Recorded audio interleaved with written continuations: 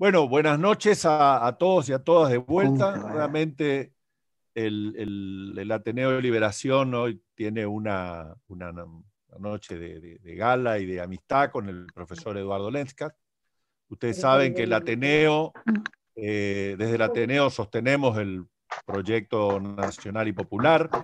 Desde el Ateneo acompañamos el trabajo del compañero Alberto Fernández y la compañera Cristina Fernández de Kirchner y denunciamos permanentemente las condiciones de atraso de nuestra provincia de Corrientes, producto de 20 años de un gobierno conservador que sigue intentando arreglar las cosas para perpetuarse. Desde el Ateneo tenemos encuentros periódicos como este, ahora estamos haciendo uno por semana. Además de estos encuentros, nuestra revista mensual, el último número con 38 páginas, una cosa que nos llena de orgullo, es tal vez la única revista política de cultura, arte, derechos humanos, economía, historia, memoria, que está circulando por lo menos en el norte argentino, el noreste argentino, y en nuestra página web, www.revistaliberación.com, están todos los Zoom que hemos hecho, todos desde el primero, con Tati Almeida, Baltasar Garzón, Agustín Rossi, Gustavo Campana, Jorge Rachid, en fin, todo lo que hemos hecho, y también se puede bajar nuestras revistas.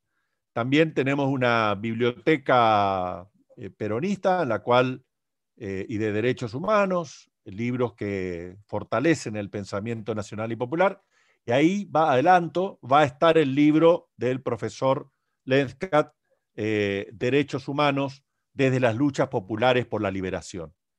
Va a poder ser consultado y va a poder ser bajado desde nuestra página. También hace escasos 10 días, hemos incorporado un área de cultura que está dirigida allí por Maximiliano González, nuestro prestigioso director de cine, a quien hemos conocido filmando la película Goulart en el exilio, y que se ha sumado al Ateneo y podrán deleitarse con una película, con arte, con pintura, con documentales, y van a ser renovados periódicamente. Nosotros decimos que estamos en pandemia, nos cuidamos, estamos todos aislados, pero no incomunicados. Y este es un momento de comunicación entre compañeros, a quien agradecemos a todos los que se han sumado esta noche. Lo primero que quiero decir es, en relación al profesor y a su libro, es que lo conocí invitado por él en una de su cátedra abierta de Derechos Humanos en la Universidad de Formosa, que él dirige hace varios años. Conocí a un gran docente, un extraordinario docente, que al mismo tiempo tiene un espíritu didáctico, práctico y viajero increíble, a la que hemos podido no solamente participar en sus jornadas, sino también que nos haya visitado en Corrientes y realizar en Mercedes, realizar un seminario de derechos humanos, que es la base del libro que hoy está presentando.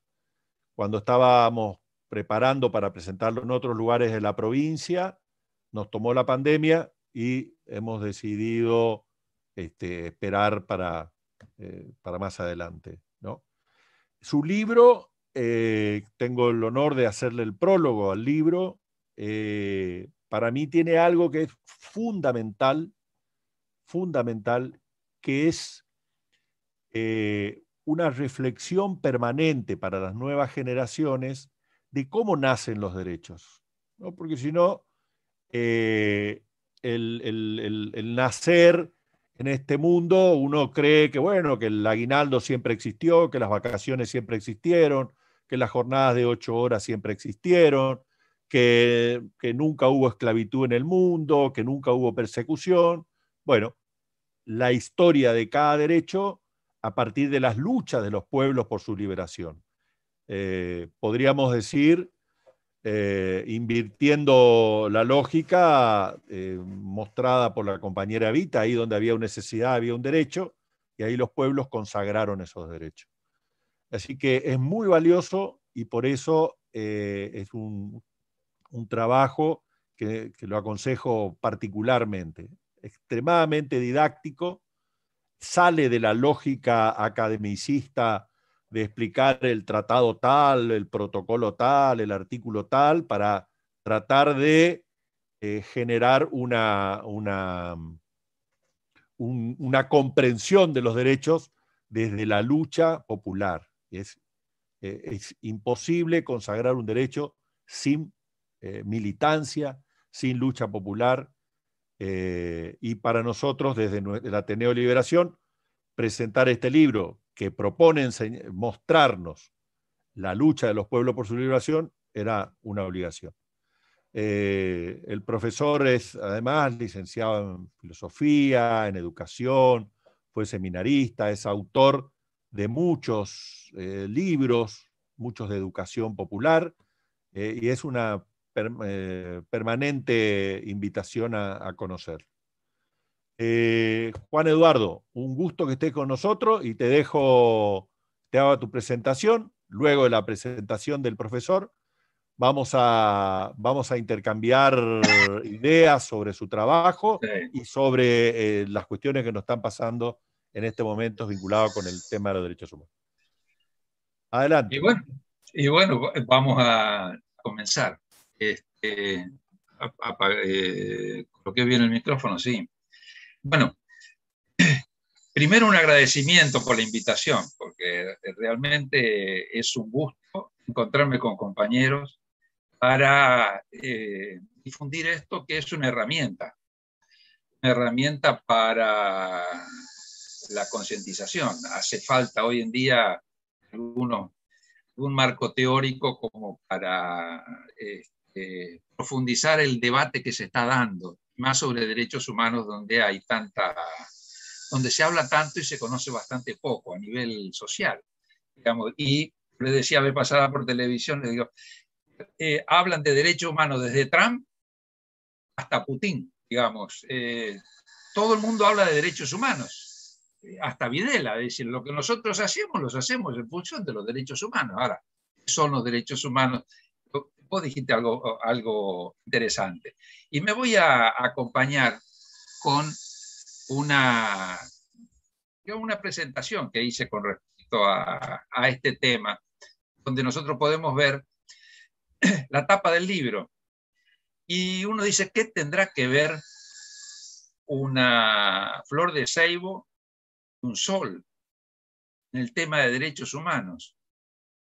Fundamentalmente, estos dos símbolos son símbolos de nuestra nacionalidad, pero no solo de nuestra nacionalidad, sino de la cuna original, de la cual nosotros venimos, además de la cuna griega y de la cuna hebrea, o sea, de todo lo europeo que se ha instalado.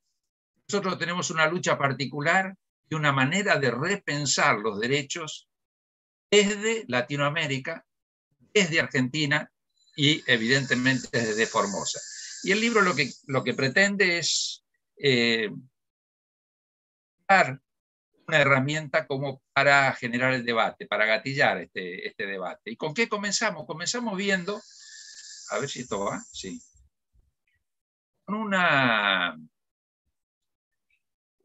un video. No lo vamos a ver el video, ni mucho menos, pero sí hacer un análisis, pues hacemos un análisis de un video global que habla sobre los derechos humanos, que en general tiene el mismo corte en casi todos los lugares, dicen lo mismo. Los derechos humanos comienzan con el cilindro de Ciro, en el 560. Y es hermoso ese video. Consagra que un emperador fue el que comenzó y el que implantó los derechos, el primero que implantó los derechos, hasta hoy en día. Y este videíto global, esta juventud por los derechos humanos a nivel global, se olvida de lo que fue toda la etapa del esclavismo, y que hubo, anteriormente a Ciro el Grande, un pueblo que se liberó y tuvo todo un proceso de liberación 14 siglos antes. Y esos 10 mandamientos quedan totalmente fuera de foco, no se conoce y es parte de una de las culturales más importantes dentro de la experiencia que nosotros tenemos, la más liberadora, la del pueblo judío. Y esa experiencia del pueblo judío no está en aparece con un emperador. No es casualidad que cuando nosotros vemos quién impone el tema de los derechos humanos en la agenda internacional, va a ser nada menos que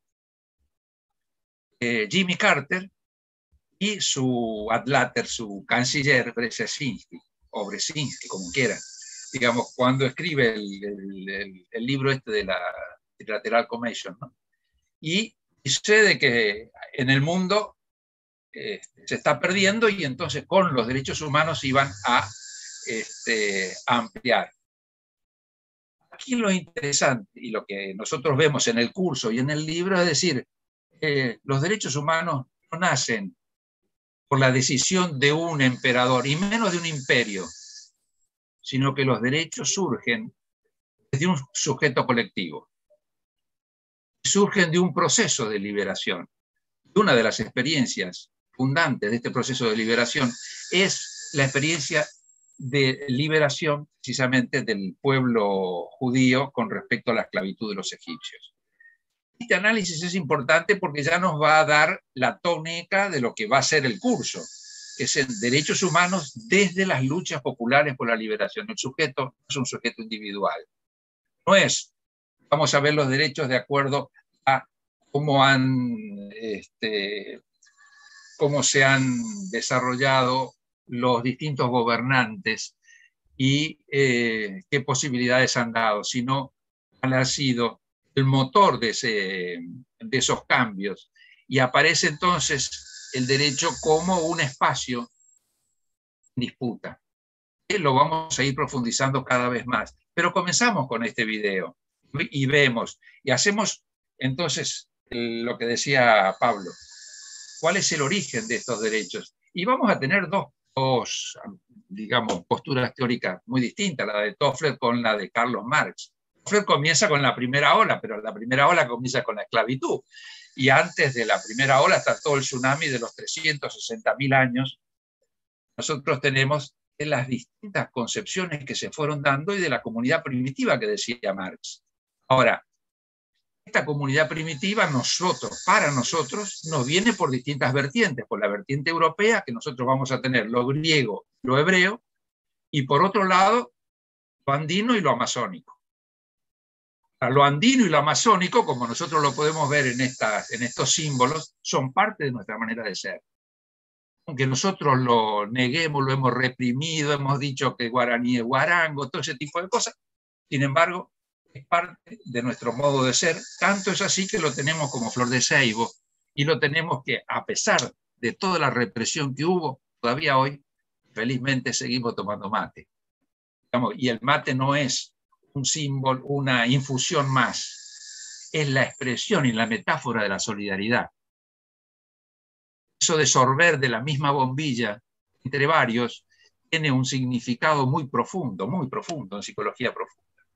Entonces, eso nosotros lo tenemos y como casi nos damos cuenta, pero es parte del origen de esos derechos. Y después sí analizamos también la evolución de los derechos del derecho romano, las leyes de India, la declaración de los derechos del hombre y del ciudadano y los derechos humanos, la declaración del 48, donde hacemos un análisis más profundo en cada uno de los derechos y vemos esa evolución, pero no perdemos la perspectiva de cómo ha sido toda esta evolución de los derechos. Y lo vemos de esa manera. Analizamos de que sobre derechos humanos todo el mundo habla y tiene mentalidades y concepciones totalmente distintas. Desde Videla, Kirchner, Evita, en la Iglesia, distintas posturas dentro de la Iglesia y la concepción original marxista que decía que era un proceso de alienación. Entonces, todo esto lo vemos como para decir, no hay unanimidad cuando hablamos de derechos humanos, hay diferentes maneras de entender este tema de los derechos humanos, y vamos a ver desde qué perspectiva lo vamos a ver nosotros. Y hacemos un análisis de tipo filosófico, que hay distintas filosofías, no es lo mismo la medieval que vino con la colonia, la concepción liberal, la concepción marxista o el materialismo dialéctico, y la ética ya es una filosofía, pero que surge de acá de Latinoamérica. Lo vamos a ver a Enrique Dussel como uno de los mentores. En el cristianismo vamos a entender, sobre todo en la escolástica, cómo elementos tan poderosos y de un mensaje evangélico altruista y todo, pasamos a justificar el imperio, ¿no? Como la encarnación va a ser la justificación del poder vitalicio de la monarquía. El catolicismo, que era el mensaje universal de liberación, pasó a ser el fundamento del imperio. Y lo vamos a ver en las distintas dimensiones, en la dimensión política, en la dimensión erótica, en la relación de pareja y en la relación pedagógica, que son actuales. Tanto es así que hoy en día nosotros tenemos que en el sistema educativo tenemos todavía la vieja laica o libre, la tenemos, y la tenemos también en la discusión de las distintas leyes que hacen en la relación de pareja, todo lo que sea cuestiones de género. Y bueno, todo eso está vigente hoy en día. Venimos y vemos y hacemos el análisis de dónde surgió todo esto y cómo se fueron dando las cosas. Y después aparece, sí, una visión diferente, que es la visión republicana, la visión mucho más liberal, y vamos a hacer nosotros la diferencia entre esta vieja concepción monárquica, monacal, escolástica, con la nueva concepción revolucionaria del liberalismo y lo que significó eso en el derecho. ¿Y por qué no se habla de derechos humanos en la época monárquica? Porque el derecho en ese momento era espejo del derecho divino, lo importante era lo divino, la visión teocéntrica. Vamos a tener ahora una visión antropocéntrica y vamos a ver cómo el derecho, ya no le vamos a ver qué es lo que piensan aquellos que fundamentan teológicamente el derecho, sino que vamos a consensuar. Y desde ese punto de vista entonces aparecen otros derechos y otra concepción. Y vamos a ver cómo se guillotina la monarquía, cómo se guillotina a nivel político determinado tipo de derechos, y aparece una concepción antropocéntrica que es de Renato Descartes cuando dice cogito ergo sum.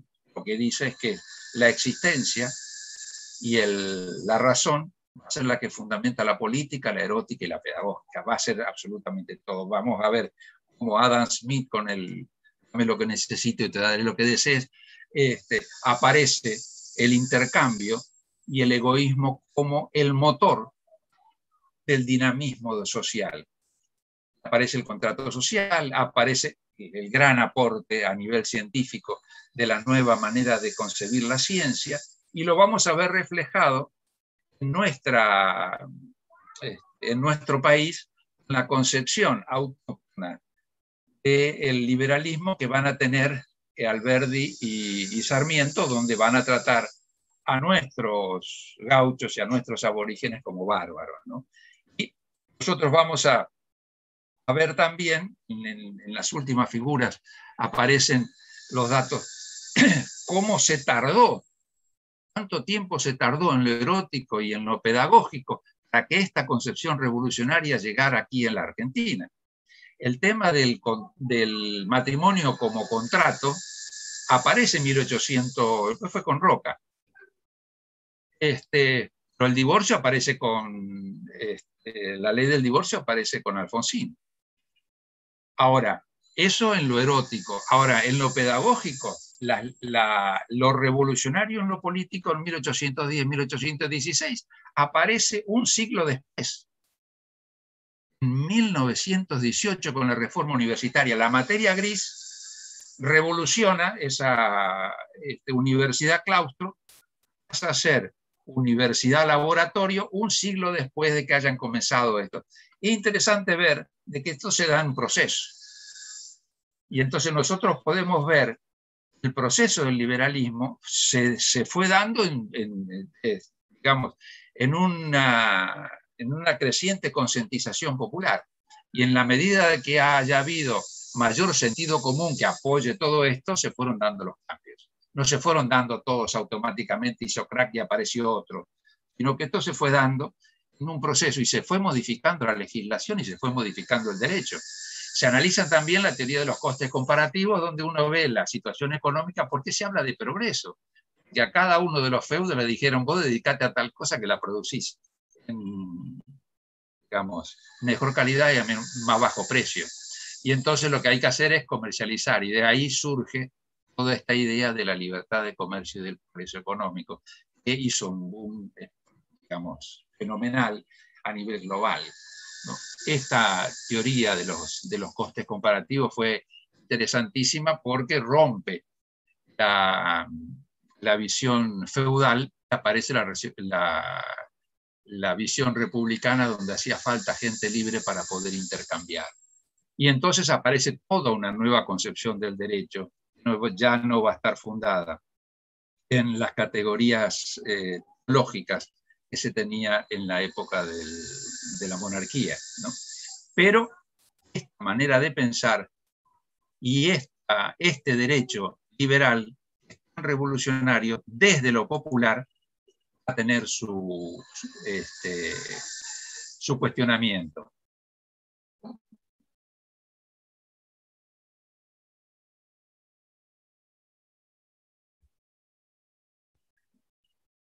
Interesante esto.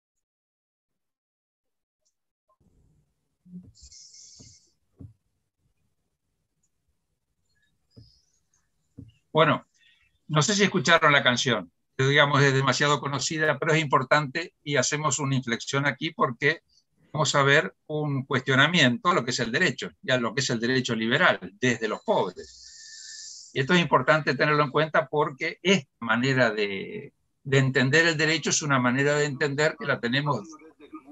Hermanos argentinos, hermanos bolivianos, hermanos ecuatorianos, hermanos peruanos, hermanos de Brasil, queremos hacer una denuncia sumamente grave. En este momento están empezando a aparecer los cuerpos de los chicos en Colombia durante la protesta, fueron desaparecidos por las fuerzas públicas y las fuerzas paramilitares.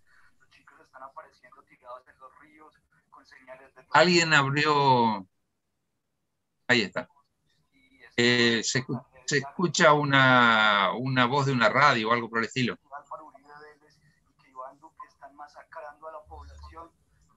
Mirta dice que tiene abierto el micrófono. ¿Quién? Mirta. Mirta, habría que hablarle. Si alguien tiene el teléfono. Es el chico que entró como Ateneo Liberación, que está hablando para otro lado, me parece. Ahí está. Ahí cortó. Después hacemos una historia, una línea de tiempo, donde vemos la historia argentina y colocamos en blanco y negro los avances y los retrocesos que tenemos en derechos humanos, ¿no? Vamos haciendo todo el análisis, invitando que cada cual haga una historia con todos los datos y que vaya colocando los aspectos que hacen al avance de los derechos y al retroceso de los derechos. Una invitación bastante interesante. Yo hago una línea de tiempo de la historia argentina e invito a que cada cual haga la suya para ver nuestra evolución. en el tema de derechos humanos a través de nuestra historia, ¿no? Es interesante.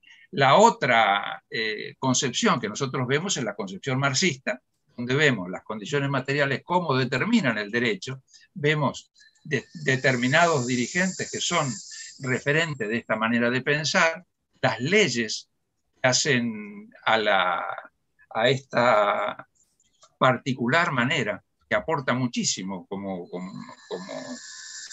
teoría revolucionaria, para poder entender los procesos y sobre todo desde dónde surgen las leyes, que no surgen desde digamos, de un repollo, sino que son parte de un proceso. Y algunas características, sobre todo algunas categorías que son demasiado importantes, como el de la lucha de clases, la categoría del trabajador, se cambia lo que filosóficamente nosotros hace siglos decíamos que el hombre es un animal racional, y va a venir Marx y va a decir el hombre es un trabajador. Se cambia la definición de ser humano y aparecen los derechos y se identifican con una determinada manera de pensar los 10 últimos artículos de la Declaración Internacional de los Derechos del Hombre en las Naciones Unidas. Y el concepto marxista es muy importante verlo y analizarlo y profundizarlo, que es el concepto de alienación. Entonces, este concepto de alienación sí se lo ve y se lo profundiza bastante para poder ver cómo la ley puede ser un factor de alienación, como lo planteaba Carlos Marx. Y cómo también la religión puede ser otro factor que es muy importante porque puede obnubilar conciencias y puede justificar la explotación en una determinada comunidad. Sobre esto sí también hacemos algún tipo de apreciación. Son elementos que son importantes tenerlo en cuenta. Así como vimos el de alienación, vemos el de concientización también. Y cómo está presente, por más de que el marxismo nunca fue gobierno, pero nosotros vamos a ver que está instaurado en nuestra comunidad, sobre todo, supongamos en el aula taller, en lo pedagógico, etcétera. Yo me acuerdo cuando era joven y estaban las discusiones de cómo nos íbamos a llamar los docentes, y estaban los del nucleamiento docente y estábamos los de la CUTE en aquel entonces, la Central Única de Trabajadores de la Educación, y quedó setera. La palabra trabajadores quedó como determinante de los docentes. ¿Cuántos los docentes no creíamos que éramos profesionales y que no teníamos que llamarnos trabajadores porque íbamos a terminar con los grasas de la CGT? Y toda esa discusión se dio y hoy en día no se da y todo el mundo siente el orgullo de ser trabajador. Y ya casi no es una discusión, pero es importante ver todo este proceso y cómo la praxis es uno de los elementos importantísimos como para concientizar, que nadie se concientiza solamente por las ideas, sino que las ideas van entrando de acuerdo a una evolución y a una práctica que nosotros tenemos. Si no tenemos esa práctica, evidentemente que vamos a pensar de otra manera. Y esto es importante ir viéndolo. Y por último vemos también la ética de la liberación, o sea, la filosofía latinoamericana deja de ser filosofía académica para ser una filosofía comprometida. Y Enrique Dussel va a plantear exactamente lo mismo que planteaba el negro en la canción. El derecho vigente es mucho más la expresión de injusticia que la opresión. Y la opresión, la justicia. Interesante ver esto. Y una imagen dice mucho más que una reflexión. Dice, la injusticia instalada en nuestra sociedad latinoamericana no es porque no se aplica el derecho, sino porque resulta de la propia aplicación del derecho vigente. Y aquí no solamente se hace un diagnóstico, sino que se dice, por la positiva lo mismo, puesto al servicio del pueblo, el derecho puede llegar a ser una efectiva herramienta de liberación. Y desde aquí entonces nosotros tenemos que ver la lucha por conquistar nuevos derechos y porque esos derechos se lleguen a instrumentar en nuestra legislación. Entonces tenemos que pelear justamente para eso. Es distinto nuevos derechos con lo que nosotros tenemos que ir viendo. Lo tenemos que pensar con categorías distintas. Como decía, nada menos que Einstein. Vamos a traer a alguien que es un pensador desde afuera, pero dice, tenemos que pensar con categorías propias. Y es importante, ¿por qué? Porque nosotros tenemos categorías propias que surgen desde nuestros ancestros, tanto de la vertiente andina como de la vertiente amazónica. Leonardo Boff va a decir exactamente lo mismo, pero de otra manera, y Dussel hablar sobre la alteridad. Aquí hubo toda una etapa donde decimos la patria es el otro. O sea, desde la alteridad sufriente, que esto es una idea de la cuna cultural hebrea, nosotros vamos a poder ver que nacen nuevos derechos. Y también el Papa Francisco. El Papa Francisco tuvo sus cosas, pero también habla de liberación. En la primera carta apostólica que hace, tiene esta frase, donde ya habla sobre la liberación, y después la última encíclica, que es Fratelli Tutti, que es, él habla sobre nada menos que la función social de la propiedad. Y habla sobre este concepto. Es interesante ver esto. Una de las nuevas, de las revoluciones que hay y de las perspectivas diferentes es el feminismo hoy en día. Aquí también no nos podemos hacer los sotas con respecto a este tema, porque es un tema que hoy en día está en danza. Ha modificado ya el derecho y tiende a modificarse cada vez más, pero todavía es un tema en disputa con respecto a esto. Y nosotros tenemos que ir dando la discusión. Yo la doy desde el punto de vista católico. Soy católico y digo, esto no es un dogma de fe, cuando estamos hablando en el tema del aborto. Santo Tomás, que está ahí, ¿qué es lo que decía? Decía de que utilizaba el criterio de Aristóteles, que el hombre tiene tres almas. Primero la vegetativa, después la sensitiva y por último la racional. Y entonces eran personas en la medida que tenga un alma racional. Desde ese punto de vista, hasta 1300 más o menos, fue la tónica que tuvo la Iglesia. De ahí en más, después fue excomunión, lete sentencia. Y después vino el Papa. El Papa cambió todo y dijo, no señor, lo puede perdonar no solamente el Papa, sino que lo puede perdonar cualquier sacerdote. Con un problema muy serio. Digo, ¿por qué? Porque si nosotros despenalizamos dentro de la Iglesia, ¿por qué no despenalizamos en el Estado?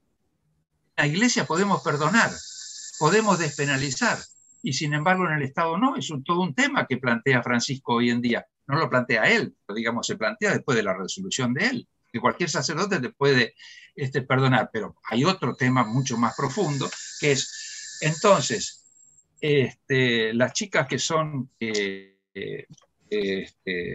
interrumpen voluntariamente su embarazo son pobres, están condenadas a la muerte. Tampoco mueren en gracia de Dios, pero las ricas sí. Todo un tema. Entonces, la Iglesia, lo que la hacemos ver, tiene también sus aspectos, digamos, humanos y pecadores, que es parte de esto y que ha modificado su postura. Y que por otro lado tampoco tiene su trayectoria demasiado limpia. Y empezamos desde 1813, de la ley de vientres, y desde antes de retiro de la esclavitud y ese tipo de cosas. Se opuso a la independencia nacional, a la escuela pública, al matrimonio civil, a los cementerios, al voto femenino en el 47, a la ley del divorcio, a la educación integral en la educación y las modificaciones. Entonces, nosotros damos algunos elementos aquí como para profundizar ese debate que está instalado dentro de nuestra sociedad, y tomamos como punto de partida lo que plantean las católicas por el derecho a decidir en la Argentina, bastante interesante, y propiciamos además lo que dice Ivonne Guevara, que es una teóloga brasilera. Y por otro lado vemos otros personajes que son demasiado importantes, que se han juntado en el debate parlamentario que se hizo en el Congreso y que nosotros lo tomamos. Y vemos qué piensa cada uno de ellos, ¿no? Y de esto no voy a hacer ahora una exposición, pero sí la de la última foto, porque es interesante. Esta es una negra estadounidense, Armonía Rosales, que pinta la creación de otra manera, con categorías diferentes. Dice, si yo con esto puedo hacer cambiar el paradigma de pensamiento con respecto al patriarcado, sería una gran cosa. Digo, es interesante porque renueva toda la manera de pensar. Nos vino desde la colonia, ¿no? Y nos permite ver de que podemos ver la realidad desde otra perspectiva. Entonces podemos nosotros concebir otro tipo de derechos. Vemos también cómo se han dado la ampliación de derechos en lo femenino solo se dio en democracia. Cualquiera sean los gobiernos. Fíjense, desde Perón hasta Macri, nosotros tenemos ampliación de derechos con respecto al tema de género, pero solamente se dieron en democracia, no se dieron nunca en dictadura. Y después hacemos el otro de los temas, es el de la ecología y lo social, que lo sintetiza muy bien en Laudato Si el Papa, y vemos el tema ecológico también, porque ahí aparecen las posibilidades de nuevos derechos que nosotros tenemos que ir analizándolo. Tiene 20 puntos que son centrales, analizamos esos 20 puntos en el transcurso de este curso y en el libro. Después el tema de la propiedad. 4 concepciones de propiedad son bastante diferentes, o 3 concepciones de propiedad y 1 de pertenencia. Nosotros pertenecemos a la tierra, digamos, la Sagrada Madre Tierra.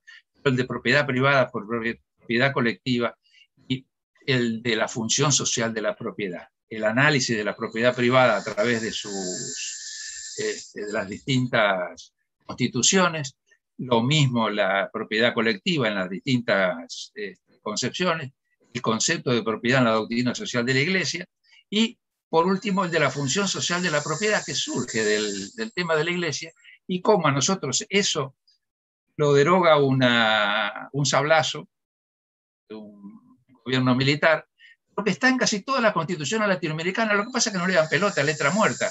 Nosotros le dimos pelota y por eso la sacaron, y todavía no podemos volver a colocar ese punto, que es un punto neurálgico, para poder entender otro tipo de sociedad, y ojalá algún día podamos hacerlo, y mucho más ahora que el Papa Francisco ha escrito un libro donde un capítulo es justamente este tema, ¿no? El tema de la función social de la propiedad. El último tema, que también lo vemos, es el tema que nos conmueve a todos en este momento. Y vemos la perspectiva, este es un artículo que también lo coloqué en el libro, de un congreso de filosofía en que participé, y expuse básicamente estas 2 visiones que nosotros tenemos. La visión liberal, que se muera el que se tenga que morir y que sálvese el que pueda. Esta es una manera de entender esto dentro del sistema capitalista, y está la otra, de que nadie se salva solo, de que nosotros tenemos que ver nuestro espíritu gregario, y desde ese punto de vista tenemos que tratar de combatir este desafío que nosotros tenemos. Esto y muchísimas otras cosas más, digamos, pero son temas que se presentan y que dan para hablar muchísimo, pero estas son, digamos, las 2 grandes líneas que nosotros tenemos que ver, y cómo el tema de la justicia está operando, y el tema del derecho está operando muchísimo en esto. Nosotros desde Formosa, igual que en la Cava, tenemos el mismo problema con la Suprema Corte de Justicia, que nos ordenó, sin meterse en el tema central, que en 15 días teníamos que poner 8.000 personas adentro, y nos rompió el sistema ordenado, controlado que teníamos, el cual durante todo el año pasado tuvimos un solo muerto. Y ahora, en 5 meses, ya pasamos los 400, gracias a la Suprema Corte de Justicia y a todos los libertarios que vinieron después queriendo hasta tumbar la Casa de Gobierno. Esa es la realidad que nosotros estamos teniendo, y la medimos en muertos, y son muchísimos. Y antes no lo teníamos porque teníamos otra manera, y teníamos un pueblo que estaba acatando ese tipo de situación, hasta que vino esta rebelión libertaria y que produjo los muertos que produce, y lo estamos viendo en todos los lugares donde esta concepción del derecho está por sobre la concepción del bien común. No, más o menos esto es la síntesis, y aquí lo que coloco en este código QR es para que cualquiera pueda bajar el libro, para que no haya ningún tipo de impedimento de tipo económico para bajar este libro y todos los otros libros, pero este libro fundamentalmente para que se lo pueda adquirir.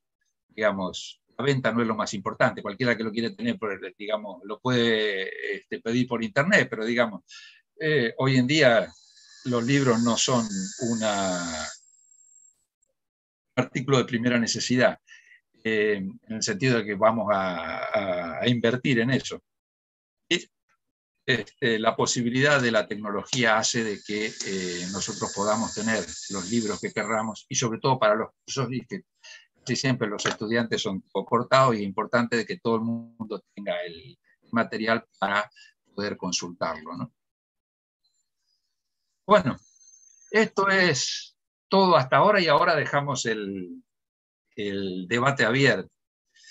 He tratado de ser lo más sintético posible, pero están los temas planteados.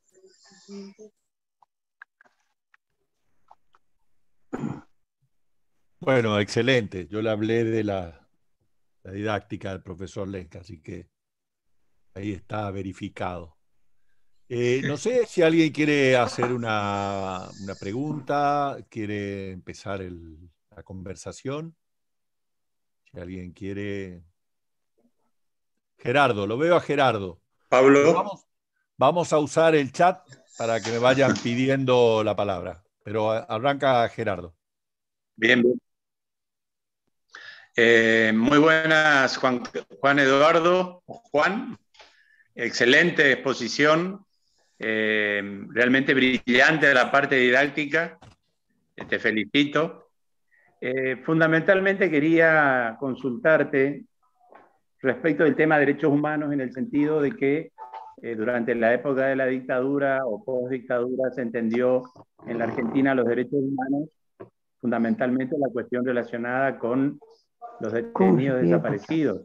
Pero por supuesto siempre supimos y sabemos que los derechos humanos tienen una amplitud, que tiene ese fondo que has descrito de manera tan concreta y tan contundente. De todas maneras, me gustaría conocer un poco tu idea sobre cómo hacemos este trasvasamiento, si se quiere, no para dejar atrás los derechos humanos entendidos por los detenidos desaparecidos, sino también para no caer en el otro extremo. Cuando dicen derechos humanos, en realidad son todos los derechos, lo dice la derecha, y que en realidad se están violando permanentemente los derechos humanos en general, acusando muchas veces al actual gobierno sobre este tema. Entonces, un poco esa similitud, ¿cómo podemos hacer una síntesis, digamos, de estas dos posiciones o descripciones? Sí, nosotros en el curso y en el libro comenzamos con ese tema, con la pregunta si los derechos humanos se reducen a los juicios de lesa humanidad. Entonces comenzamos con eso y hacemos un debate entre todos los integrantes. Y la mayoría dice lo del sentido común, o sea, que los derechos humanos no se agotan en los juicios por la violación de los derechos humanos, sino que eso es parte de la política de memoria, verdad y justicia. Y así nosotros comenzamos el libro y el curso haciendo esa... Perdón, tenemos unos micrófonos abiertos, por favor, ¿pueden cerrar los micrófonos? El de Llorona, ahí está. No. Decía, el curso comienza de esa manera, comienza con ese planteo, precisamente. Y además nos dedicamos un muy buen tiempo para hacer la salvedad de que una cosa es la política de memoria, verdad y justicia, y otra cosa es el tema de derechos humanos, porque si no se reduce el concepto de derechos humanos solamente a la violación de los derechos humanos. Y es importante entender lo de la violación de los derechos humanos en el marco general de lo que es derecho como espacio en disputa y como espacio donde vamos ampliando derechos a nivel colectivo. Y esto se refuerza después con el video y con todas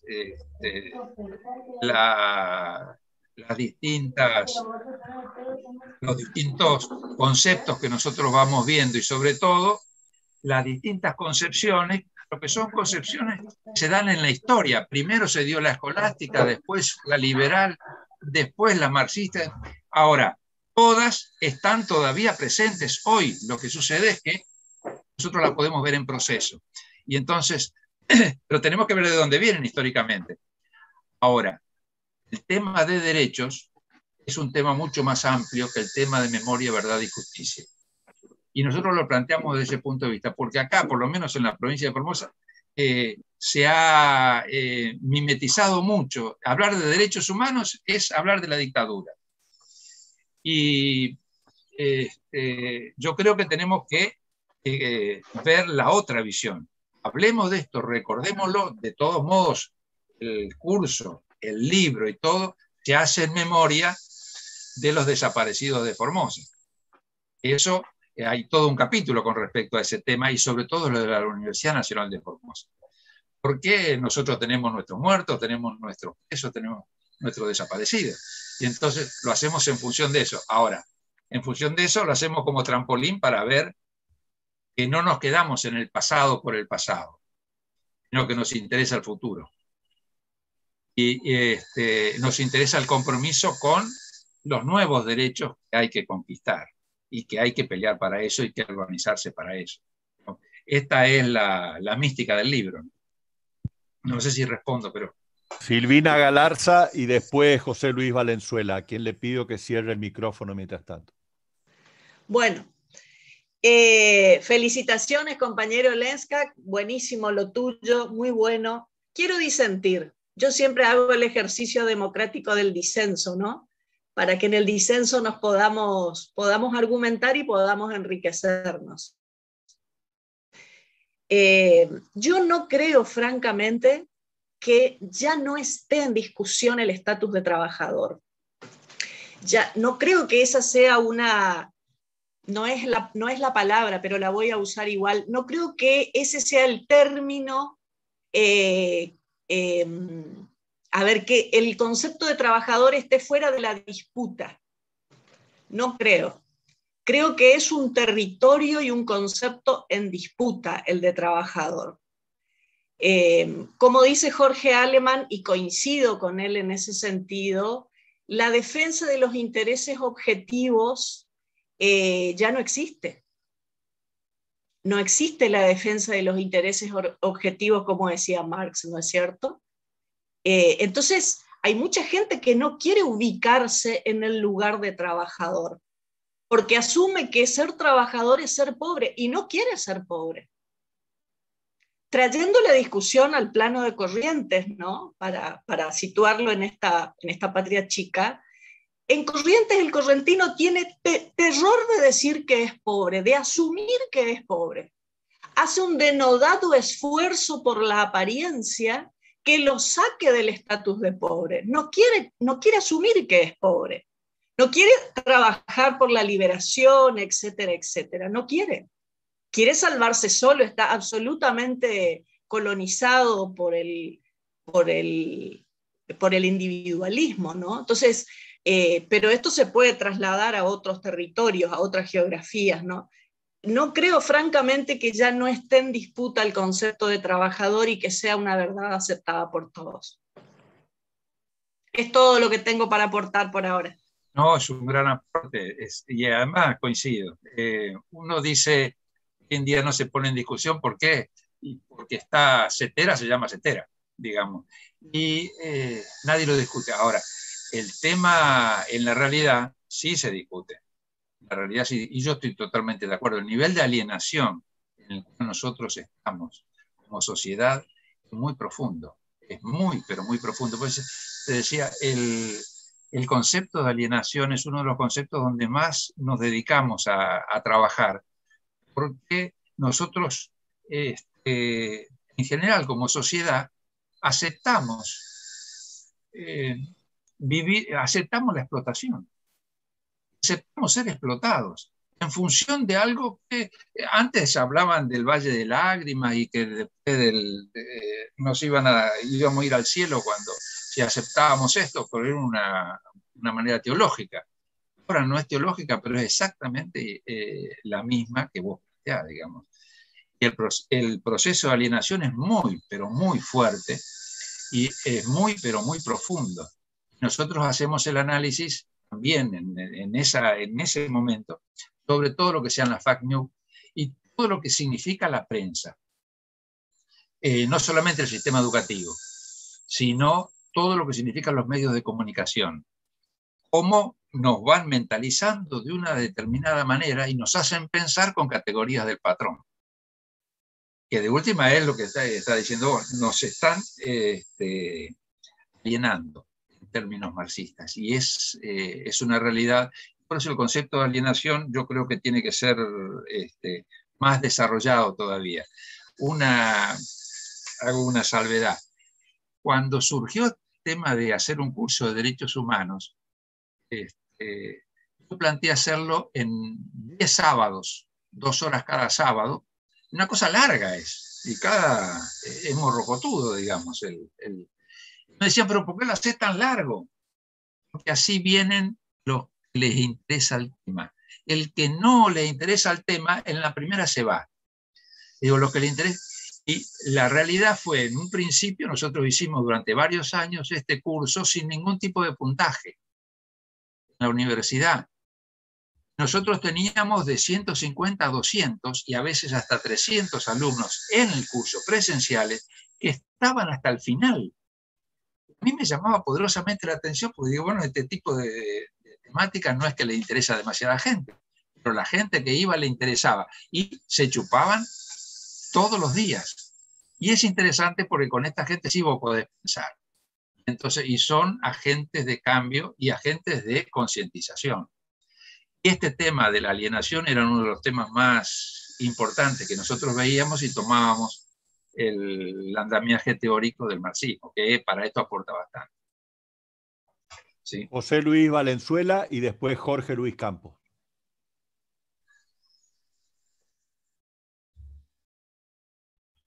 Ahora tenés que abrir tu micrófono, José Luis. Sabes que yo soy de Corrientes, todavía la tecnología no me llegó. Mirá, a Juan Eduardo le digo por qué no escribió 15 años antes, entonces yo cuando era secretario de Derechos Humanos podía implementar todas estas políticas. La verdad que me tocó pelearla, y pelearla incluso hasta con compañeros es detenido, la temática de derechos humanos, que no se agotaba en eso, cuando incorporamos temas Malvinas o la política de género. Hace 10 años, 15 años atrás era bastante complicado. Y después porque un día, estando en Buenos Aires, me encuentro con un café con una socióloga de Barcelona, y me dice, ¿qué hicieron por los derechos humanos en Argentina? Y le digo, nosotros hicimos el juicio de la Junta, tenemos en cada provincia un secretario ministro de Derechos Humanos, tenemos políticas que son innovadoras. Y me dice, mira, no hicieron nada. Nosotros en España teníamos el mejor juez del mundo, cuando quiso tocar el franquismo, lo echaron a la miércoles. Yo creo que nos hemos avanzado, nos hemos quedado en el tema de derechos humanos. Nosotros hace 10 años atrás discutíamos en toda la escuela que fue el golpe militar, que fue la violación de los derechos humanos, con sus consecuencias en términos económicos, sociales y políticos. Discutíamos la temática de Malvinas, y hoy lo vemos que se avanzó muchísimo en política de género, pero se olvidaron de todo lo demás. Y realmente nuestra sociedad está alienada porque hay una política que nos dicen cómo debemos pensar. Entonces, me parece que tenemos una gran disputa. Yo creo que tenemos que hacer una nueva ley de medios para que refleje el pensamiento de la voluntad popular. Tenemos que enjuiciar a esta corte que falla todos los días en contra del desposeído. Y bueno, a Lenca decirle que realmente es un brillante compañero, yo lo tenía en este nivel, hoy potencio este nivel, y bueno, yo también ando tratando de escribir algo, sí, me cuesta un poquito, pero tal vez quiera compartir alguna experiencia que viene, digamos, dentro de la militancia. Abrazo a todos, a Pablito, que siempre está en esto, felicitaciones, Pablo, y a todos los compañeros que estoy viendo acá, que tiene años de historia, años de militancia, años de sufrimiento, porque la militancia pues, fue mucho más sufrida que de los goces de la militancia. Así que un abrazo a todos. Gracias, Llorón.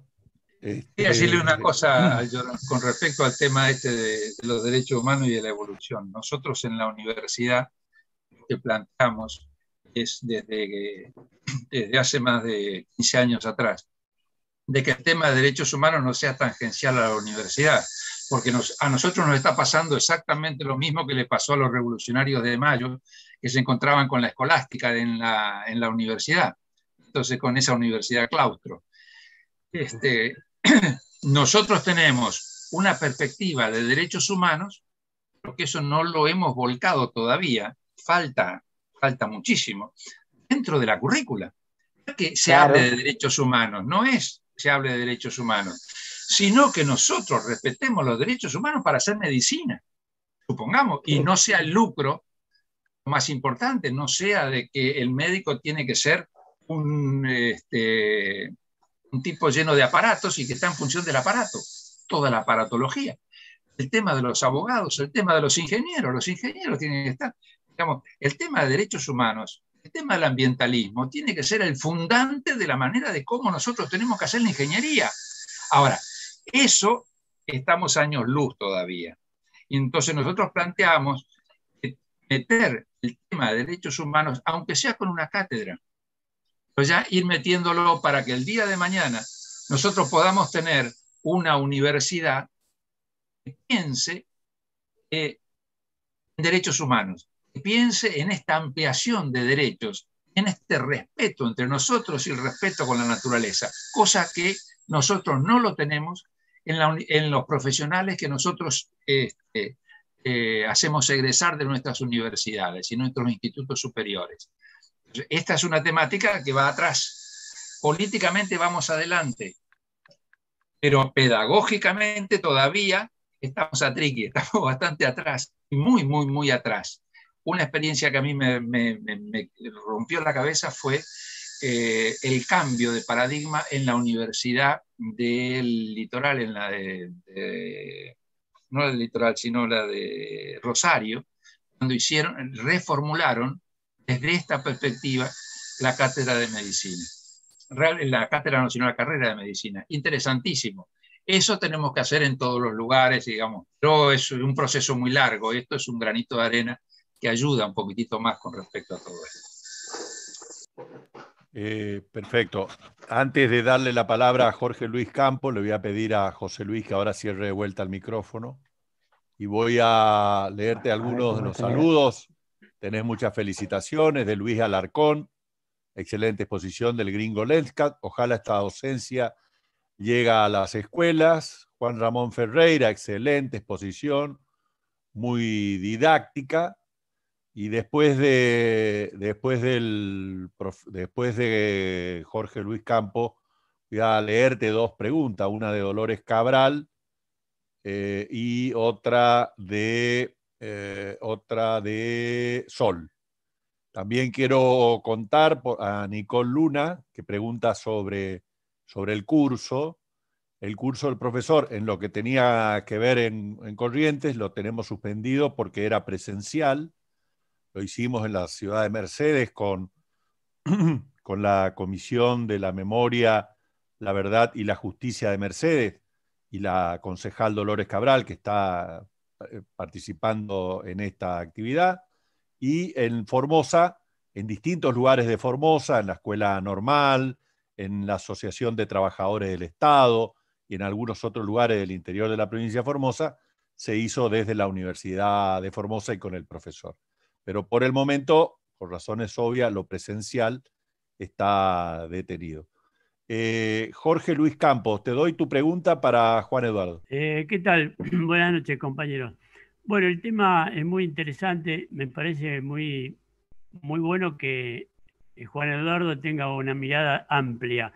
Con respecto a lo que había preguntado un compañero, lo que había aportado acerca de los delitos de la dictadura, bueno, la Argentina lo que hace es tomar la legislación internacional que surge después de, como todos sabemos, después de la Segunda Guerra, que incorpora delitos de lesa humanidad y genocidio. Nosotros utilizamos la aplicación de esa ley.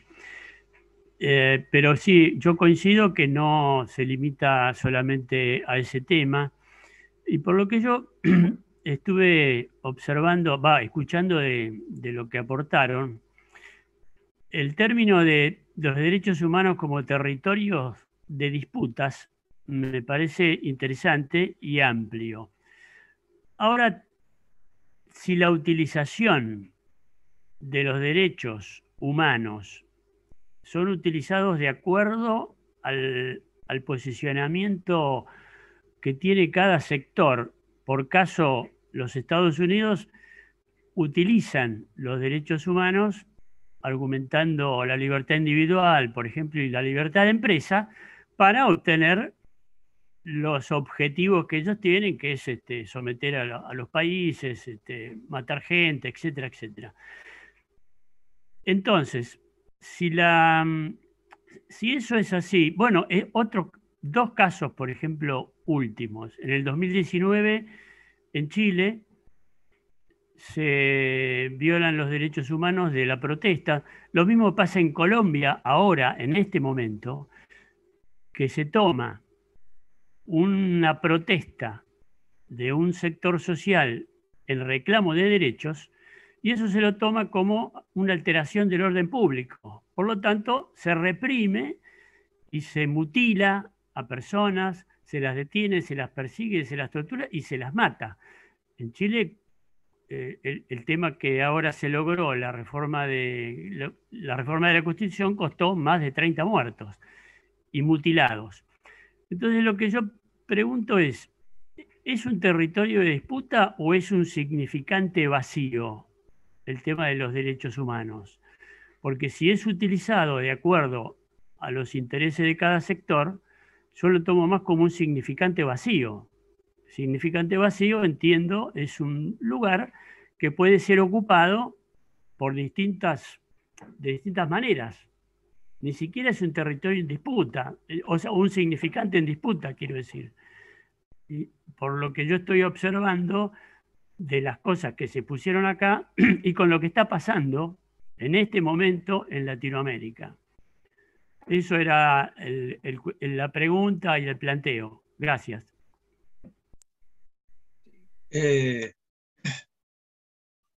Para mí, digamos, parece, así como está planteado, parecen sinónimos, pero yo participo de la idea de que el contenido, lo que significa derechos humanos, es lo que está en disputa. Los norteamericanos, desde Jimmy Carter en adelante, entendieron los derechos humanos de una manera, los siguen entendiendo de esa manera y juzgan a la realidad de esa manera. Después Griesa y todo eso lo hacen en función de los derechos humanos, así como nosotros lo entendemos de otra manera. Desde ese punto de vista, es un terreno en disputa, digamos. Sí, evidentemente son dos concepciones diferentes de los derechos humanos. ¿Y cómo vamos a llenar ese vacío? Y bueno, en la medida de que uno sea el sentido común de la mayoría y no el otro. Y mientras tanto va a seguir siendo en disputa. Vamos a llenarlo de otra manera, porque si no, tenemos que hablar de otras cosas. Lo que sucede es que cuando nosotros hablamos de derechos humanos queremos decir una cosa y ellos cuando hablan de derechos humanos quieren decir otra. Entonces, lo que tenemos que decir es qué significa para cada uno ese término, que no es vacío, porque cuando Jimmy Carter dice derechos humanos tiene un claro sentido. Cuando nosotros hablamos de derechos humanos tenemos un sentido totalmente diferente. Totalmente diferente. Estamos generando sentido común. Y es, en ese sentido, todo un proceso de concientización. Creo que va a surgir como hay una broma que se le hacen a aquellos que están en contra del peronismo y le dicen, y bueno, ¿por qué no dejás el aguinaldo? Ella lo tiene incorporado. Ella es parte del sentido común. Entonces, en ese sentido, nosotros tenemos que ir peleando para que esto que nosotros le damos este contenido se imponga como sentido común. no el otro, digamos. Y cada vez que hay una disputa, como de hecho se da, como se da ahora con el tema de la Corte, y debatirlo en los ámbitos que sean y darle el contenido que corresponde. Así está planteado, no es que nosotros, si no, le tendríamos que dar otro nombre. De hecho, cada uno de los derechos tiene nombre particular. Pero si hablamos de derechos humanos, tenemos que decir, nosotros hablamos no de los derechos humanos que planteó la señora de Roosevelt en 1948, sino que nosotros planteamos que se tiene que dar todo, porque ahí también están los derechos económicos, los derechos sociales, los derechos culturales, que todo es el aporte del área socialista. Y evidentemente que eso también forma parte de derechos humanos, aunque hay un sector que no lo quiere ver. Desde ese punto de vista, me inclino más a decir que como término vacío, no es tan vacío, sino que es un término que está en pugna. Depende de quién le dé el sentido y cómo se lo dé. Gracias, Juan Eduardo. Te voy a leer, antes le voy a preguntar a Cristina de Luca. ¿Vos levantaste la mano porque querés hacer una pregunta, Cristina? No, solo por el curso, ¿no? Solo del curso. Bueno, No, te voy a... Lo que quería decirte es que quedé Nicole Neumann, porque hoy mi nieta hizo un Zoom, y entonces quedó el nombre de ella, nada más. Bueno, Y bueno. era lo del curso, nada más. Bien, te voy a leer. No sé si Chingui pregunta sobre si tenés, si podés hablar, si tenés idea, querés decir algo sobre la situación de derechos humanos en el conflicto de Israel y Palestina.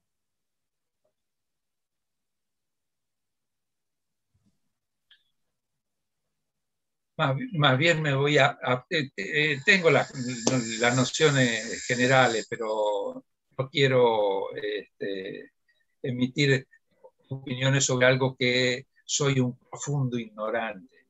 Entonces reconozco mi ignorancia. Tengo una postura con respecto y un corazoncito con respecto al pueblo palestino, pero reconozco mi profunda ignorancia sobre la política internacional. Pero si me apuran un poco, sí, voy a estar del lado de los palestinos y no del lado de los judíos. Eso en términos generales en este conflicto que está en este momento. No reconozco mi ignorancia.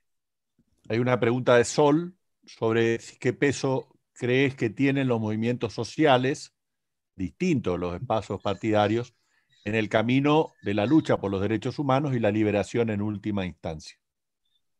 En general siempre han sido los motores. Supongamos, la columna vertebral del movimiento nacional justicialista ha sido la clase trabajadora. Y la clase trabajadora hoy en día, nosotros podemos decir de que está organizada o no está organizada en la CGT, pero está organizada de otra manera porque no son solamente trabajadores, sino trabajadores desocupados. Y desde ese punto de vista, los movimientos sociales son los movimientos que hacen a la transformación del derecho. El caso de las más de 30 movilizaciones de las mujeres en el país han modificado el derecho en cuestiones de género de una manera muy fuerte, muy contundente. Tanto es así que lo hicieron hasta en la época donde gobernaba Macri. Digamos, para poder ver un ejemplo concreto cómo movimientos sociales llegan a plasmar un derecho en momentos en que el gobierno no era un gobierno popular y nacional. Pero en ese sentido me parece que ahí hay que poner toda la carne al asador. Y en ese sentido estuve muy contento cuando la primera presentación del libro se hizo en un sindicato. Este libro sale de la universidad, pero se hizo en un sindicato donde se proponía la formación de los delegados gremiales. Beto Gómez del Ateneo Liberación te felicita, muy didáctico. Y tengo una pregunta de Hugo Matarazzo, que te doy el micrófono, Hugo, para que lo puedas hacer. Sí, gracias, Pablo. Bueno, gracias, Juan Eduardo, realmente muy esclarecedora y por supuesto que, como decía la compañera, saber del libro y del curso sería importante cuando terminemos la charla o no sé qué diga. Yo me quedé con varias cosas que has dicho, con todo, pero con varias cosas, entre las cuales apunté que los derechos humanos surgen de procesos de liberación, no de un sujeto individual. Y luego, como especie de inquietud, cuando vos nombrabas el tema de la propiedad, para algunos la propiedad es individual, para otros la propiedad es colectiva, y para otros la propiedad en función social.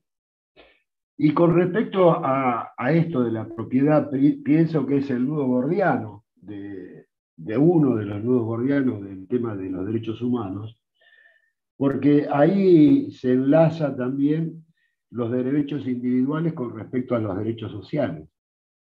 Y si nosotros decíamos que no hay derechos humanos si no los crea un proceso de liberación, los derechos sociales son precisamente los que pueden plantearnos el tema de liberación. Por eso pienso que la disputa es ideológica. Nosotros tuvimos experiencias de derecho social implementados y vividos por nuestro pueblo, y esa disputa evidentemente la vamos perdiendo porque hoy, como decía un compañero, ni siquiera pudimos sostener la ley de medios. Así que me parece a mí que lo abarcativo que es los derechos humanos, cuando planteamos derechos humanos, el derecho a la educación, el derecho a la salud, el derecho al trabajo, son derechos humanos y son derechos sociales. Así que me parece a mí que esa es la disputa, no sé si esa es un poco la pregunta. Y con respecto al tema de las clases, que no se sienten trabajadores, aún los trabajadores, es una cuestión de pertenencia. Y yo creo que la cuestión no es exclusivamente la lucha de clases.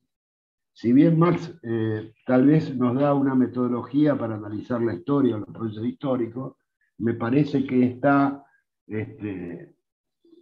no sé si un poco atrasado con respecto a la dinámica social de la actualidad. Eso era nada más, Eduardo. Sí, no, coincido totalmente en todas las cosas que decís. Yo creo que hay un proceso de alienación muy grande y que la batalla es ideológica. Hoy dicen la batalla cultural, que es exactamente lo mismo. Es la batalla por el sentido. Entonces, nosotros tenemos que dar esa batalla. Para eso, digamos, esa es la finalidad en realidad del curso, dar una batalla cultural y tener las herramientas teóricas como para dar esa batalla cultural, porque lastimosamente no la estamos teniendo. Y el movimiento nacional y popular, y sobre todo el peronismo, ha descuidado mucho la formación de cuadros. Y en ese sentido es importante que los espacios que tengamos sean espacios de formación y de formación de formadores, donde se pueda dar y se pueda replicar este tipo de discusión. La discusión fundamental es una discusión ideológica, eso es muy cierto, y en los formadores lo tenemos que tener muy, muy, muy en claro. No es una discusión de cuestiones puntuales a nivel político, sino cuáles son las orientaciones ideológicas que nos están llevando, y que si no, no vemos el norte. Y nos perdemos en la discusión chiquita cuando no vemos hacia dónde vamos. Nosotros tenemos que ir viendo hacia dónde vamos y que nos vayan acompañando las nuevas generaciones hacia esa otra orilla que queremos llegar y que estamos bastante lejos porque hemos perdido mucho espacio. Sí. Fernando Abelenda, integrante del Ateneo Liberación. Mira que habilito. ¿Qué tal? Bueno, primero, muy buena la charla, excelente. Me voy a ir al comienzo de tu charla, Juan Eduardo. Cuando vos planteás la liberación del pueblo hebreo,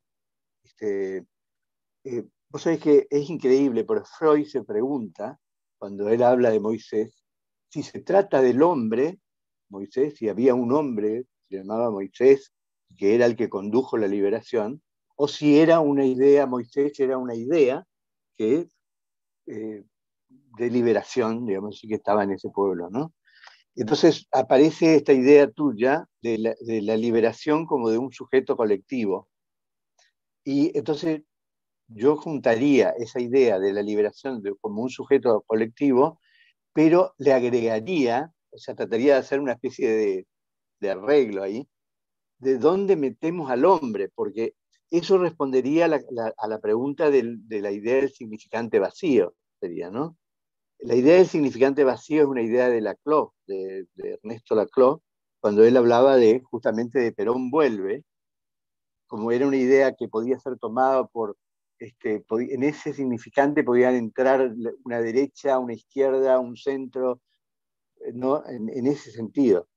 Pero me parece a mí muy importante eso, es la idea de los nombres propios en las ideas o en los significantes. ¿Quién enuncia? ¿Quién sostiene la idea de los derechos humanos? Entonces, y ahí comienzan a aparecer los nombres. Me parece a mí que es muy importante no descuidar eso, porque es cierto, los derechos humanos estaban, pero estuvo Néstor Kirchner en un momento, ¿no?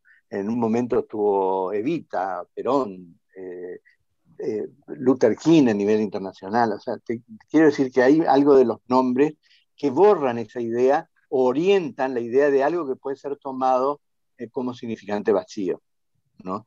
Yo estoy con significante vacío en el sentido de que puede ser usado por Carter para tener una idea y decir la misma palabra para tener otra. Esa es la idea de vacío. Y lo segundo que quisiera decir es que no se trata del correntino, no es que quiera defender al correntino. Yo creo que el proceso de alienación, o sea, esta idea de Jauretche de medio pelo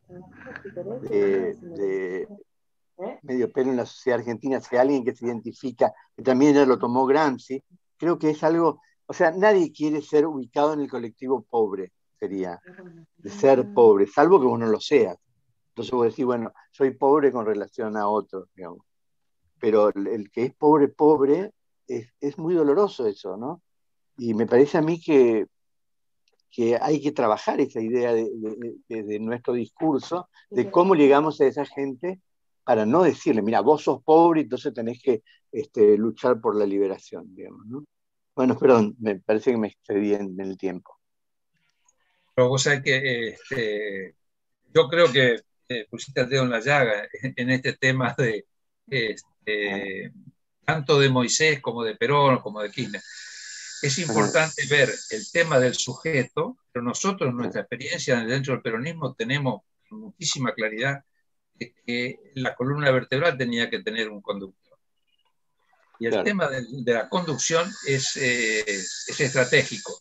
Y así como fue estratégico Moisés, fue estratégico Perón, fue estratégico Kirchner. O sea, el pueblo no es una cuestión amorfa, sino que sí, tiene nombre, tiene apellido y significó ampliación de derechos concretos. El aguinaldo es de Perón, digamos. Entonces nosotros vamos a ver el estatuto del peón, es de Perón. O sea, vamos a ver cómo hubo ampliación de derechos en determinado proceso. Por eso hacemos la historia argentina también. Tanto hubo ampliaciones y retrocesos. Vamos a ver que cada ampliación está muy ligada a los procesos revolucionarios en nuestro país y tienen nombre y apellido. Y además después se analizan las distintas leyes en qué momento se hacen. Y entonces nosotros vemos cómo hay un proceso. En determinado momento se avanza mucho más fuerte. Donde no se avanza, supongamos en el tema de lo femenino, es en las dictaduras militares. Ahí no. Y también hablan de derechos humanos, porque Videla, hay un video, yo lo pongo, donde Videla habla, cuando dice los desaparecidos, termina diciendo, y nosotros, con el Papa, defendemos los derechos humanos. Lo dice la Gran Siete. Y bueno, es importante, pero para nosotros es importante de que lo gregario tenga conducción. Si lo gregario no tiene conducción, no hay posibilidad alguna que nosotros vayamos aumentando en derechos. Y por eso, supongamos, en este momento también se plantea este tema, que nosotros tenemos una conducción y con una debilidad muy grande que no nos permite seguir avanzando, pero tenemos que reconocerla para tener esta unidad, para poder avanzar una vez que ganemos las elecciones que vienen, digamos, porque pero tenemos que mantener la conducción que nosotros que hemos elegido para este momento.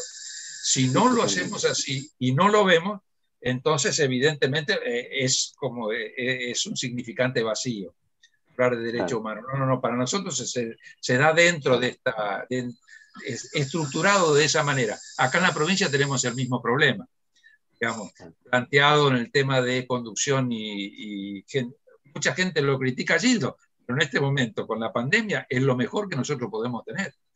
Digamos, y en ese sentido no podemos decir, bueno, no, vamos a tirar porque tiramos la bañera con chico y todo. Entonces sí va a ser un significante vacío, ¿no? Juan Eduardo, te hago un pequeño aporte. Vos sabés que no solo Teodoro Adorno, en un momento, él habla sobre los maestros. Y él dice algo que me pareció sorprendente a mí cuando leí el artículo, que los maestros jamás quieren decir que son maestros. Él dice, si dicen que son maestros, le agregan siempre, sería, soy maestro, pero director o con una maestría o con algo. Como si hubiera algo, como un cierto menosprecio a la función del maestro. Eso es lo que dice Adorno. Y entonces, pero asumido también por los maestros, ¿no? Como diciendo, bueno, agregarle algo más, así, algún condimento. Eso quería decir nada más. Bueno, yo quiero ir cerrando. Es probable que me hayan quedado algunas preguntas sin hacer, pero voy a tratar de revisar un poquito. Marisa Zanauria, excelente exposición de Juan, como siempre. Un fuerte abrazo a todos. Hugo Borger, felicito profundamente al compañero Lenskat. Si bien la lucha por hacer visibles los derechos violados es una parte importante para la toma de conciencia sobre los mismos, que se condenen a los represores hace que no se vuelva a vivir en nuestra patria violaciones de tal magnitud. Se tiene que retirar, te manda un abrazo y felicita al Ateneo por tremenda presentación. José Luis Valenzuela también abraza y felicita al Ateneo. Yo quiero terminar esto agradeciendo al profesor compañero Lenskat esta tremenda, voy a usar la palabra de Hugo Borger, tremenda presentación. Realmente nos ha gustado a todos. Quiero comentarles que esta presentación, este Zoom y todos los anteriores que hizo el Ateneo Liberación están en la página de la revista www.revistaliberacion.com.ar. Ahí van a encontrar nuestro Zoom, los 8 números de nuestra revista mensual, el último número con 38 páginas para pensar algunos de estos temas que está mencionando el profesor. Incorporamos a partir del 17 de este mes el área del Salón Virtual de Cultura, con una película, con pintura, con arte, con poesía, con documentales, que va a ser renovado periódicamente. Así que los invitamos a que conozcan este aspecto del Ateneo Liberación. Y por supuesto la biblioteca, que a partir de hoy va a estar, va a tener un ejemplar más a disposición de todos ustedes, que es el libro del profesor Derechos Humanos desde la lucha por la liberación de los pueblos. Bueno, muchas gracias, a seguir cuidándonos todos. Es fundamental el cuidado en este momento. Nadie se salva solo, nos salvamos entre todos y entre todos exige el máximo cuidado. Leo los 3 últimos mensajes muy rápidamente de Luis Alarcón. No, perdón, esto ya lo leí. de Matías Monti, que pone en la página web de Revista Liberación. El compañero Germán Biens te manda un fuerte abrazo, se disculpó que por razones particulares no pudo estar presente hoy. Juan Ramón Ferreira, un asistente permanente, creo que con asistencia perfecta. Está previsto a fin de año una entrega, un diploma especial a Juan Ramón Ferreira por su asistencia especial. Excelente la actividad. Y Matías vuelve a aclarar también revistaliberación.com.ar, la biblioteca.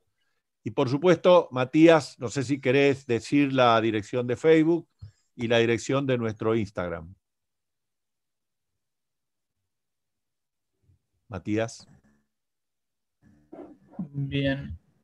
El de Instagram es Revista Liberación 1. De Facebook es Revista Liberación.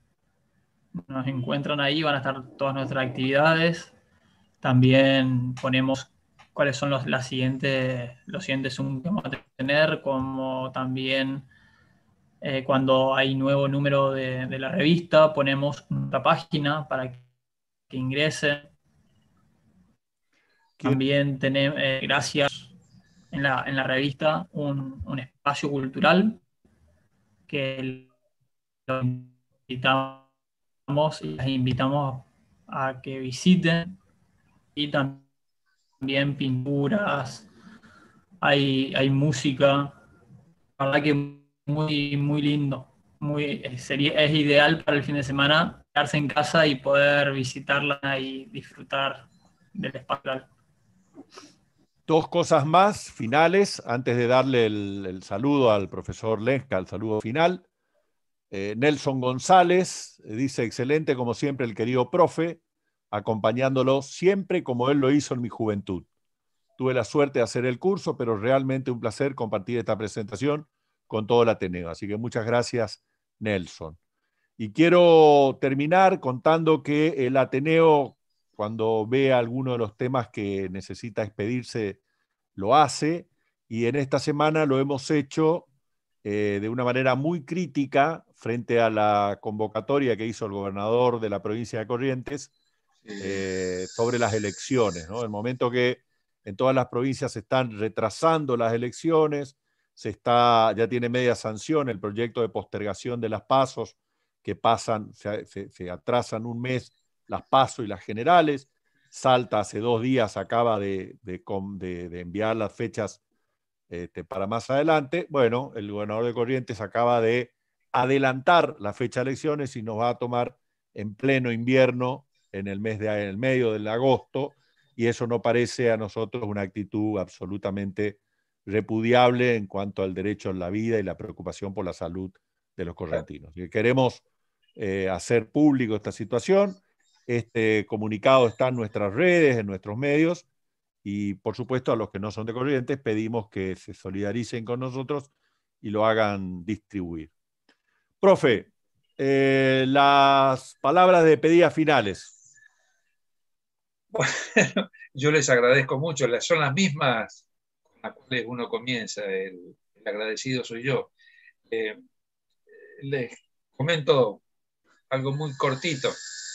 Cuando comenzamos esto en la Universidad Nacional de Formosa, siempre traíamos personajes de afuera. Lo trajimos desde Emilio Fermín Miñón, Pérez Esquivel, la de Carlotto, para instalar el tema de derechos humanos. Después dijimos, ¿y por qué no lo hacemos nosotros? Los elementos que tenemos. Lo comenzamos a hacer y surgió todo esto. Y surgió este curso que es gratuito, que es introductorio, y que tenía esta expectativa de introducir esta temática en la universidad y en la comunidad mucho más profundamente.